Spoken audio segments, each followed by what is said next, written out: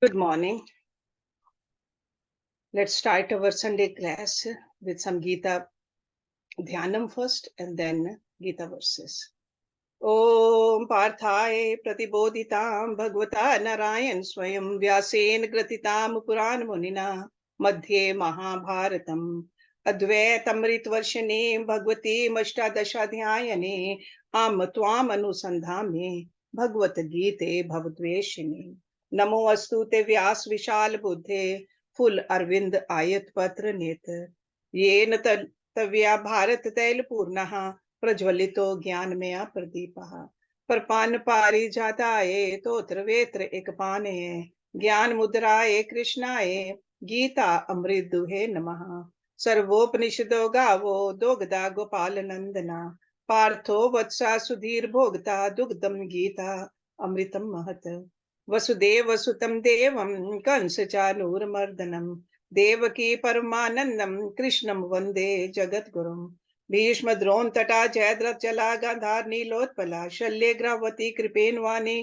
कर्णेन वेलाकुला अश्वत्थाम विकर्ण घोर मकरा दुर्योधन अवर्तने सो तीर्ना खलु पांडवै रन नदी के वर्तका केशवा पाराशरे वत्सरोजमलम गीता अर्थ गंधोटकम नानाख्यानक केसरम हरि कथा संबोधन अबोधितम लोके सज्जन षटपदे रह पे पिये मानम मुदा भूयाद भारत पंकजम कलिमल प्रध्वंसी न श्रेयसे मूकम करोति वाचालम पंगुम लंघ्यते गिरिम यत्कृपात्मं वंदे परमानंद माधवम यम ब्रह्म वरुण इंद्र रुद्र मरुतः स्तुन्वन्ति दिव्यस्तवे वेदै सांगपदक्रम उपनिषदै गायन्ति यम सामगा ध्यानवस्थि तद्गतेन मनसा पश्यन्ति यम योगिनो यस्यन्तं न विदुषुर असुरगणा देवाय तस्मै नमः. Let's open our Bhagavad Gita books, and we are on the last chapter, Moksha Sannyasa Yoga. And towards, I think last week, we ended the class with verse number 29. And before this also, few verses, Lord Krishna has been defining the very important elements in our daily life. How can it be sattvic? How can it be rajasic? How can it be tamasic? For example, our actions, the doer itself, our understanding, all of that. And today, very important part, which really takes place in our actions, buddhi and dhriti. So first he's going to talk about three kinds of buddhi, and then three kinds of dhriti. And he starts out with verse number 29. He says, the threefold vision of buddhi, which is like understanding, and dhriti, which is fortitude, according to the qualities as I declare them fully and severely. Okay.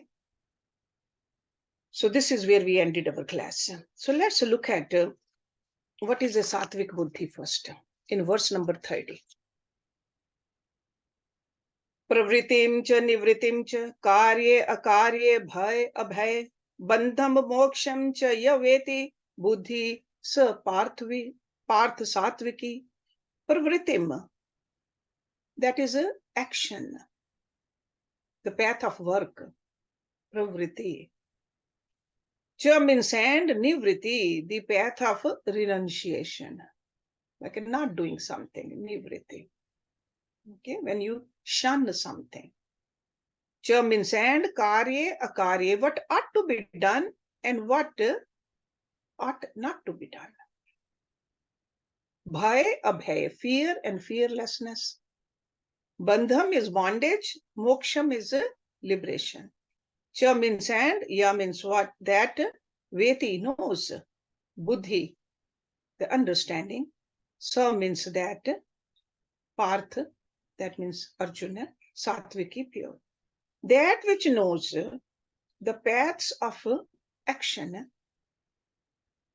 and renunciation, what ought to be done and what ought not to be done. Fear and fearlessness, bondage and renunciation. That buddhi is sattvic, O Partha. We know that we all day long, we exercise our free will to make choices. And our cumulative choices determine where we reach in life. At the right point or not the right point. So the sattvic intellect is one that makes known to us what type of action is to be performed and what type of action to be renounced. This is what nivritti is. And what is to be feared and what is to be ignored. So that means not to be feared. First, we got to understand what is intellect in us. What is the buddhi? Because buddhi has various functions. Through buddhi, we observe also, we analyze, we classify, we do the willing and the wishing and remembering, and a lot of other things we do with buddhi. But there is one essential element which is very important for buddhi is the power of discrimination. Without discrimination, neither observation nor classification, neither understanding nor judgment is ever possible. And that's what it is said in this verse when he says what to be done, what not to be done, what we should be afraid of, and what should we not be afraid of. What is bandhan and what is moksha? All of that can be discriminated with the intellect.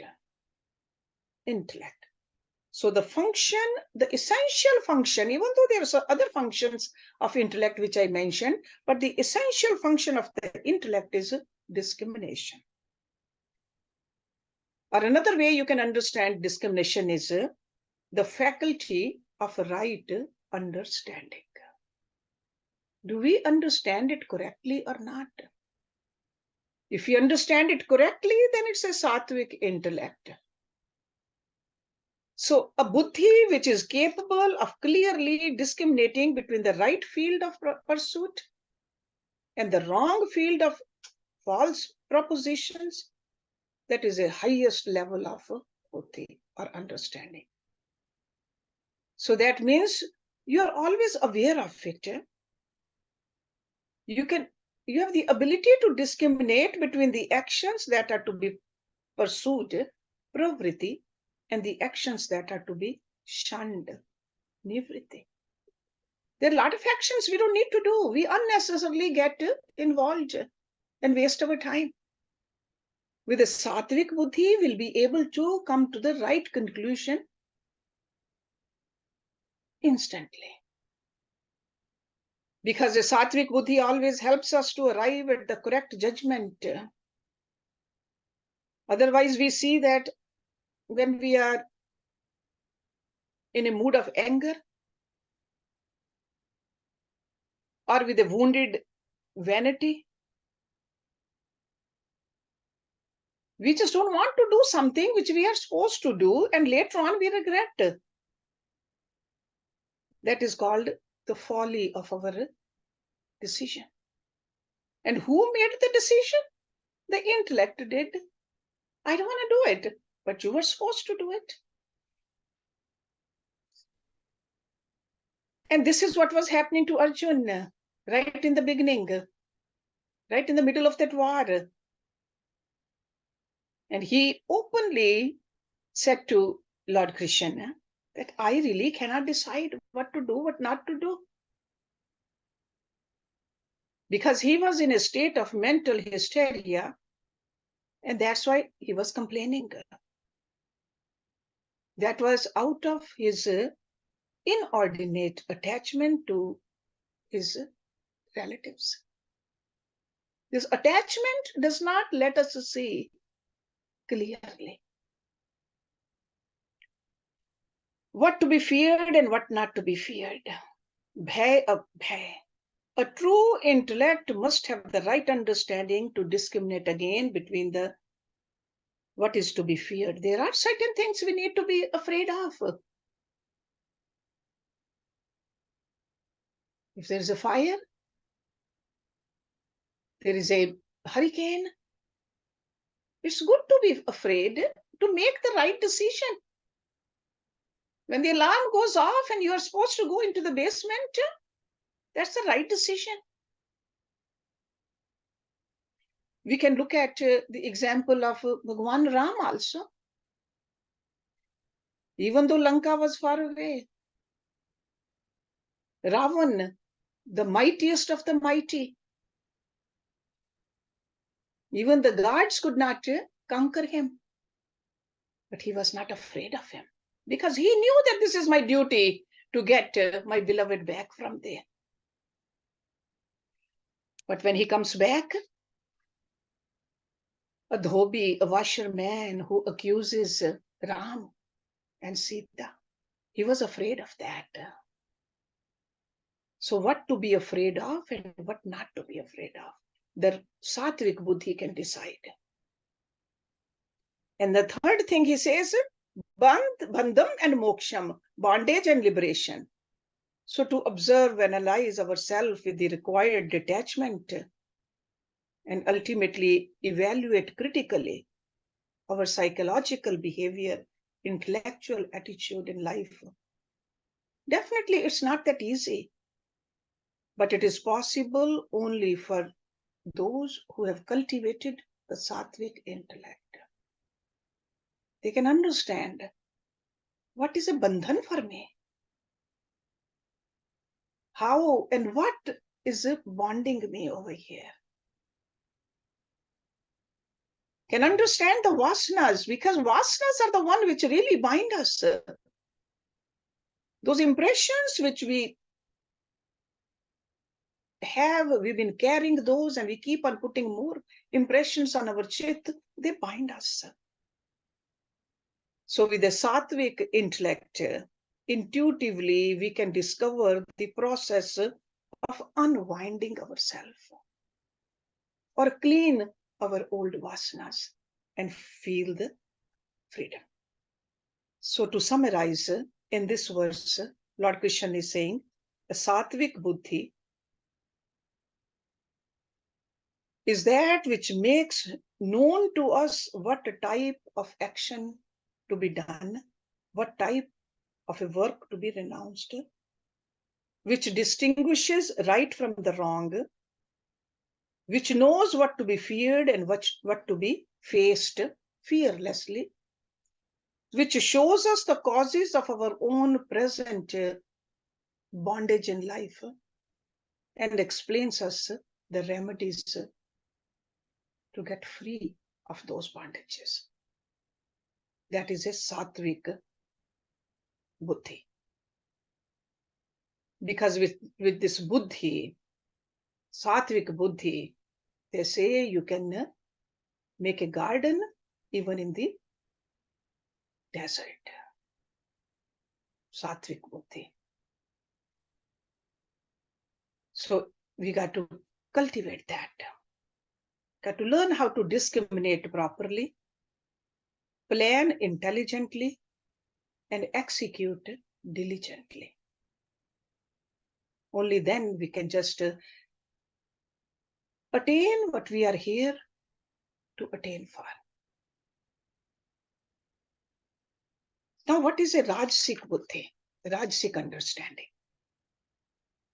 Verse number 31. Yaya dharmam adharmam cha karyam cha akaryam ev cha ayathavat prajanati buddhi sa parth rajasi. Yaya, by which? Dharmam adharmam. That is a dharma is the righteousness, adharma opposite of that.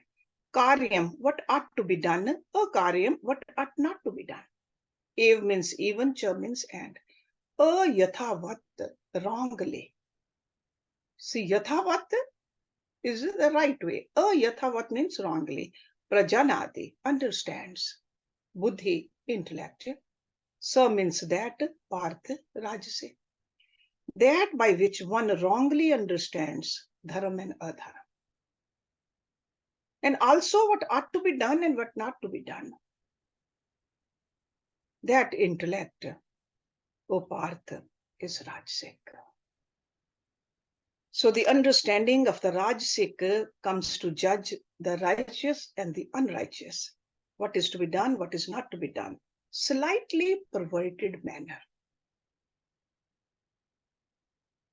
Such a Rajasic understanding cannot reach right judgments because it is invariably colored by its own preconceived notions and also likes and dislikes. Okay, so likes and dislikes are very strong in a Rajasic personality, and that affects the intellect also. Okay, so just remember that Rajasic intellect becomes mixed due to personal attachments. At times, a person sees clearly, but when self-interest comes into play, it becomes tainted and confused. That means does know what is right and what is wrong, but personal, it could be our own children or it could be our own name and fame. We just bend a little. That's Rajasic. Because we know that there are people who are very competent in their profession, but very childish in their familial relationships.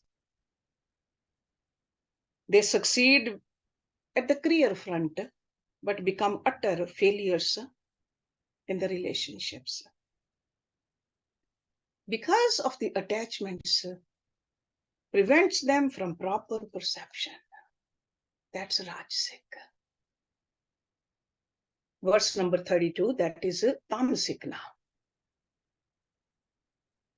Adharmam dharmam iti manyate tamasa avrita sarv arthan vipritan cha buddhi sa parth tamasi.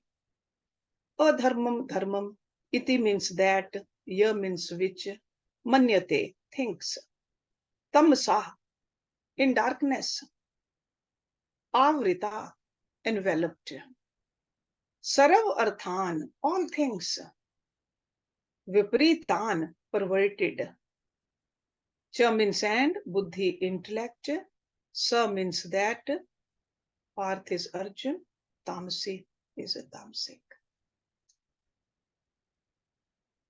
That which enveloped in darkness. So darkness over here means ignorance. Sees adharma as a dharma and all things perverted. That intellect, O Parth, is tamasic.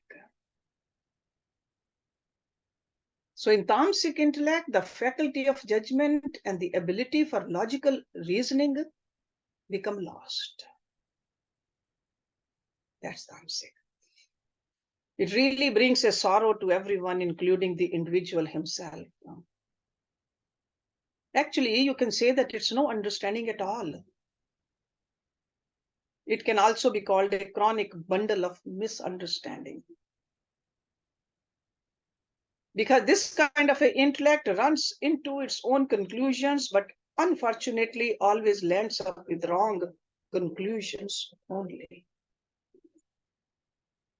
Because it has such a totally perverted understanding and it's recognizing adharma as dharma. Clearly, wrong thing seems right to this person. So this faculty of coming to the wrong judgment is seen in a very dull intellect, because the reasoning capacity is enveloped by complete darkness, and the darkness is what is called egoistic drunkenness also. That's tamasic. So these three types of understandings. Now Lord Krishna in the next three verses is talking about three kinds of dhriti. Dhriti. Dhriti is the inner strength of our mind and intellect. It's called determination also. Determination to persevere on our path despite all the difficulties and obstacles. Dhriti is what keeps our vision focused towards the goal. Dhriti. Okay. Person will say, yeah, that is a good thing. But what is our goal? The goal determines the kind of a dhriti you have. That's why in a sattvic dhriti, he uses the word yoga. A person who is on the path of yoga, sure, perseverance is needed, understanding is needed, body is needed, and then determination is needed. Determination used for yoga, he calls it a sattvic. And yoga means the union between us and the God. He says, Dhritya yeya dharyate mana pran indriye kriya yogen avye vicharinaha dhriti sa partha satviki. Dhritya, by firmness, yeya, by which, dharyate, holds.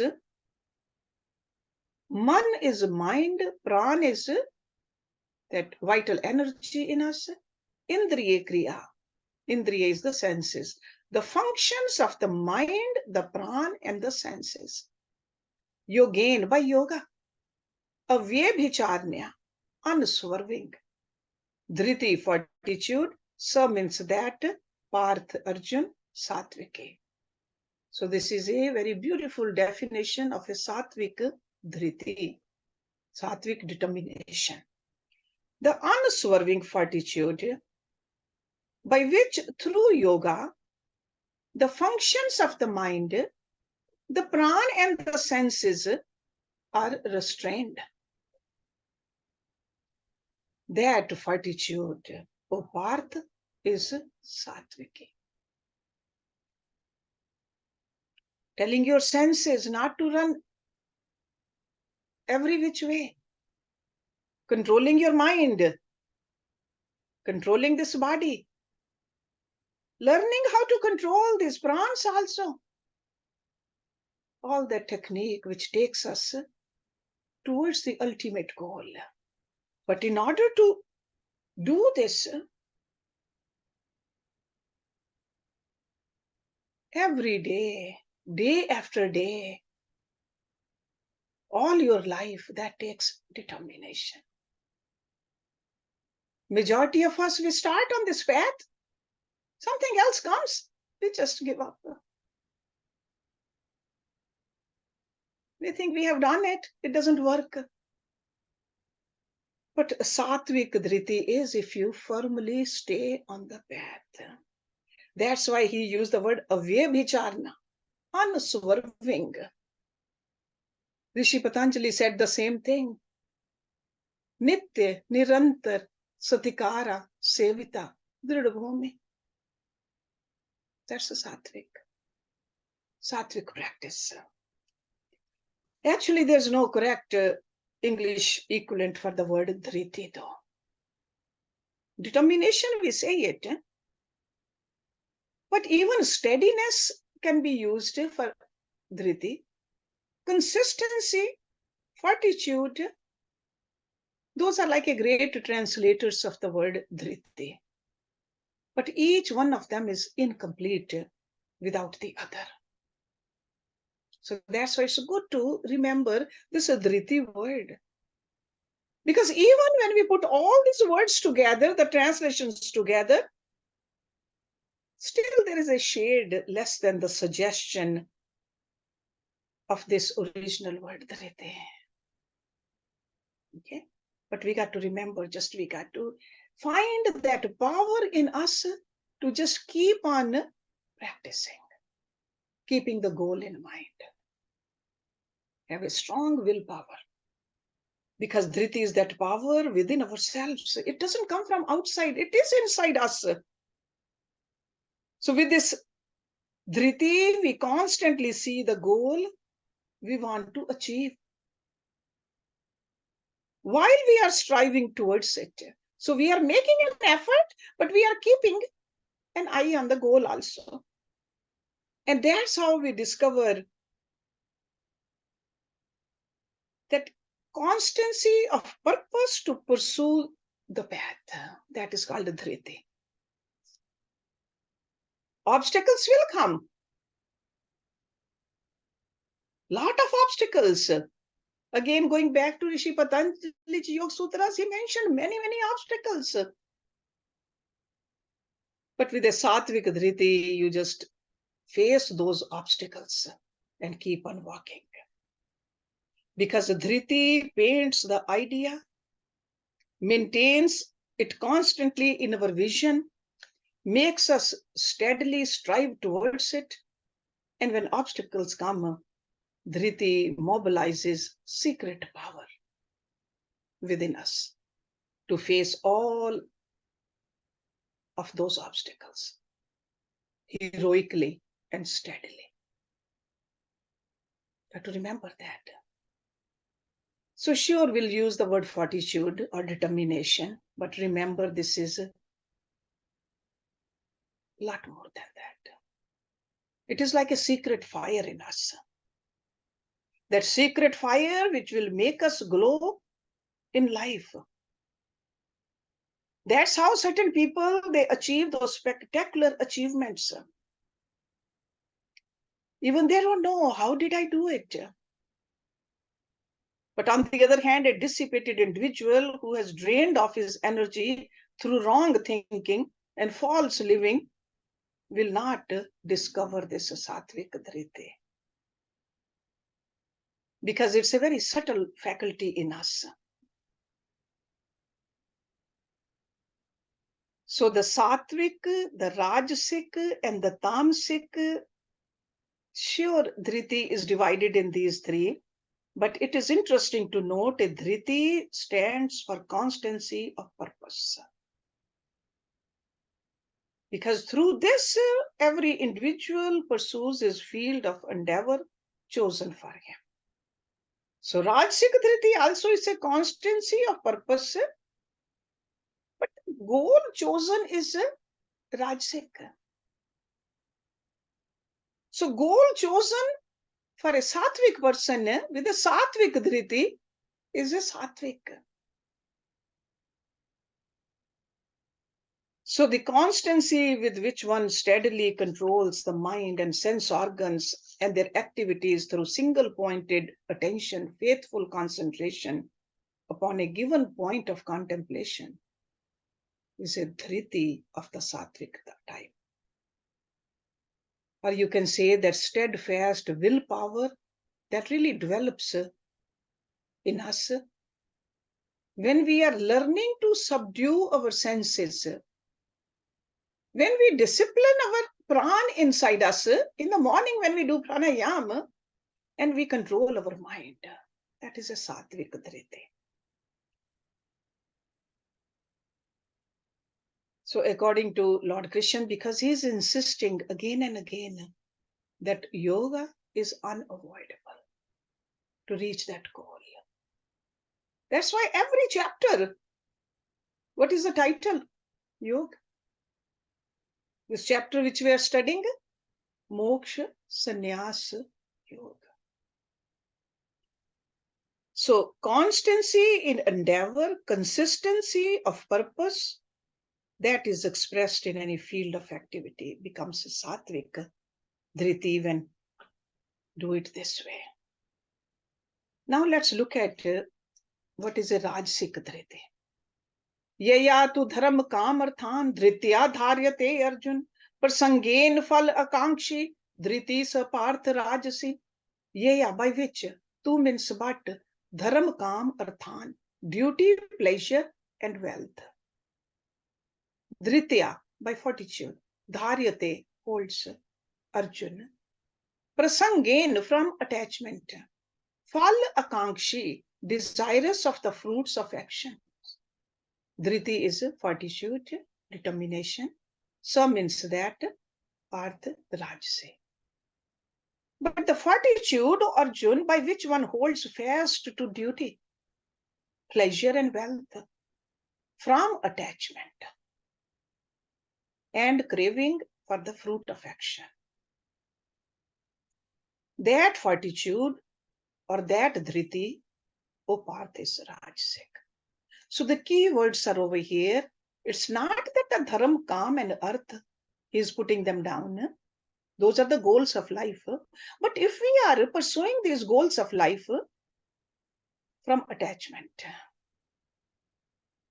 and craving for the fruits of action, that's what makes it Rajasic. So Sattvic person also pursues these dharam, kam, and arth. But he pursues the fourth one also, the moksha, which is missing in this verse. When we can remember the moksha also, that is the ultimate goal of life, then we are walking on the path of Sattvic. But remember, prasangain and phal akankshi. Because a Rajasic person does not have any interest for spiritual liberation. Sure, he holds fast to the duties. He earns wealth also. He wants to fulfill his desires also. And he gets more and more encouraged to satisfy or enjoy the worldly desires. Lot of steadiness, a lot of power is needed to attain this, but it is Rajasic. So the constancy of pursuit of which an individual will be in these three fields of duty, wealth, and pleasure, he'll be pursuing one or the other of them with an extreme desire to enjoy the resultant satisfaction. And he just satisfied within himself, I'm doing my duties, working day and night. And this person may have power in life, pursues calm with a firm belief and faith in all those sensuous objects, thinks that those objects can give me satisfaction. That is a Rajasic kind. The determination fueled by the desires for enjoying rewards is Rajasic. Just remember that.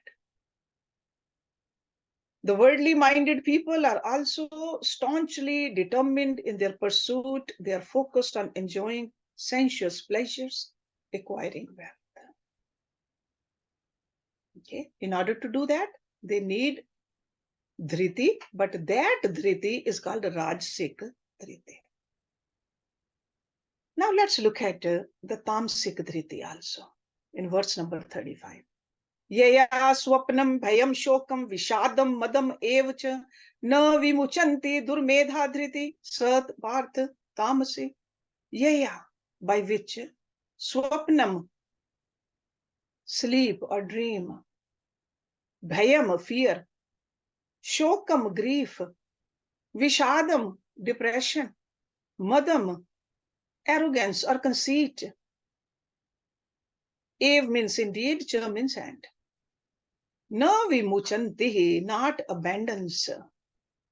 Durmedha, a stupid person. Dhriti, fortitude. Sa means that. Parth, tamasic.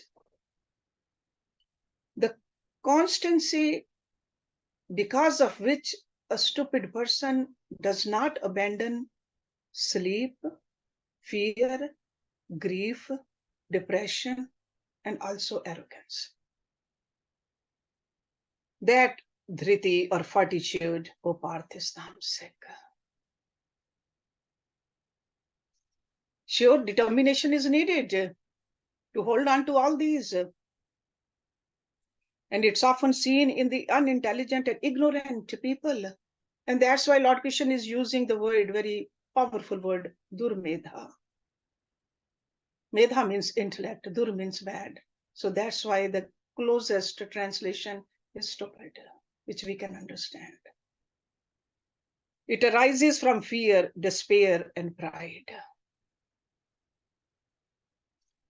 We know that some people are victims of a fear complex. And it's interesting to see how they hold on to it with great tenacity. Some people just feel proud in it. I'm afraid. I have phobias. They are showing their ignorance instead of working on it, holding on to it, as if it is an inseparable part of their personality. And there are others who make their life a living hell because they cling to some past loss.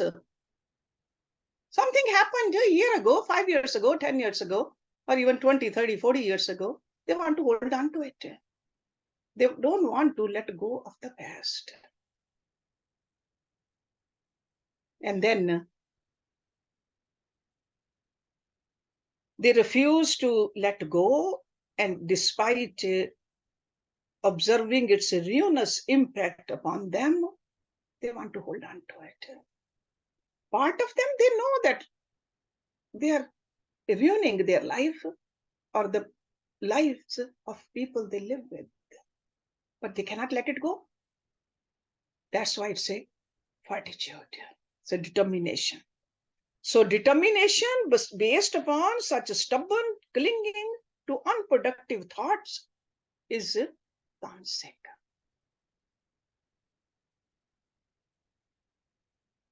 And the term swapana over here is used here to indicate our imaginations.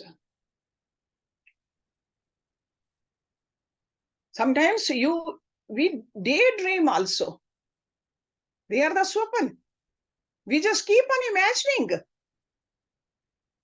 to see things which are not there, but we delusively project by our own fancies. That's called a swapan, daydreaming. So the tamasic personalities project upon the world of objects a dream-like value of reality and false joy. And laboriously they strive to gain them. So they are putting the effort,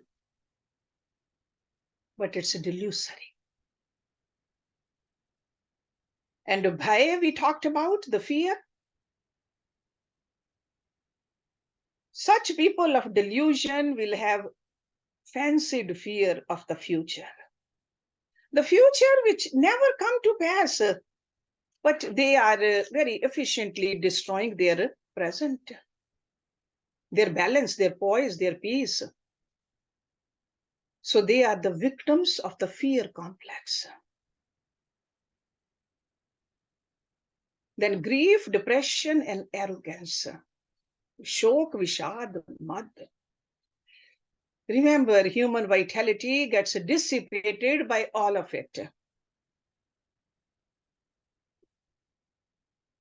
Sometimes we wonder, we eat healthy food, we take enough rest, but still we feel lack of energy, almost inner exhaustion. We should look into these areas also.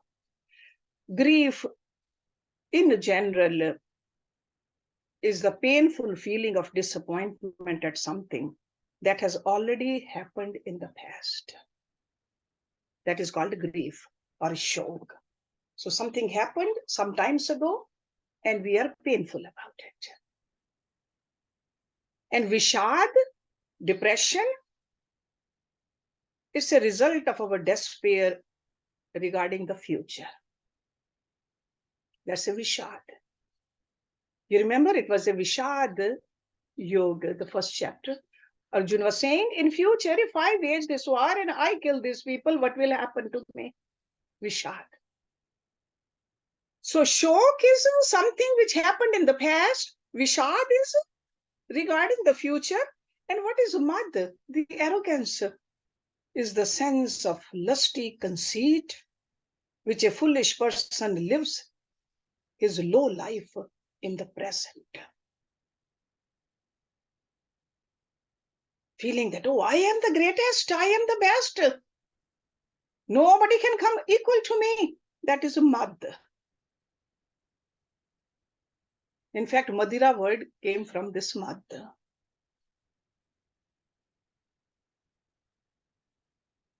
Shok, Vishad, Mad.